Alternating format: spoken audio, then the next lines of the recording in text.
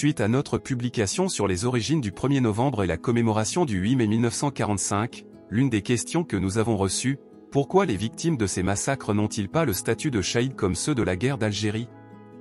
Effectivement, le texte élaboré après l'indépendance sur le statut et la définition de shahid et de moudjahid ne prend pas en considération ceux d'avant le 1er novembre 1954, comme les cas de Belouizdad Mohamed, 1952. Bouzid Sall, 1945. Ou encore Kaal Areski, 1939.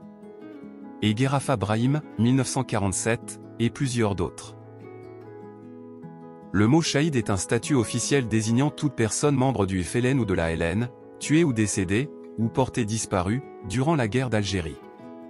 À cette catégorie s'ajoutent les personnes décédées lors d'événements allant du 5 juillet au 1er septembre 1962 sont considérées victimes du devoir.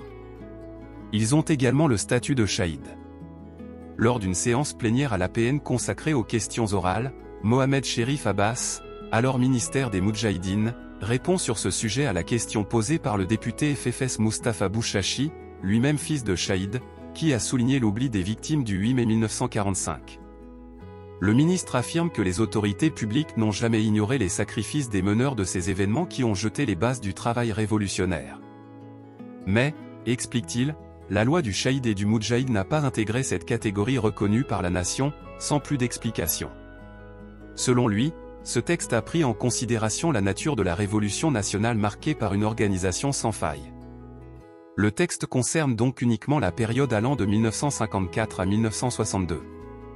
Le ministre a fait savoir que cette loi a fixé des critères précis et ne considère pas toute personne qui a péri sous la main du colonialisme, quoique nombreux, comme étant un shahid. Il reconnaît qu'il est très difficile de recenser les victimes des manifestations du 8 mai 1945, qu'il qualifie d'étape cruciale dans le processus de libération nationale.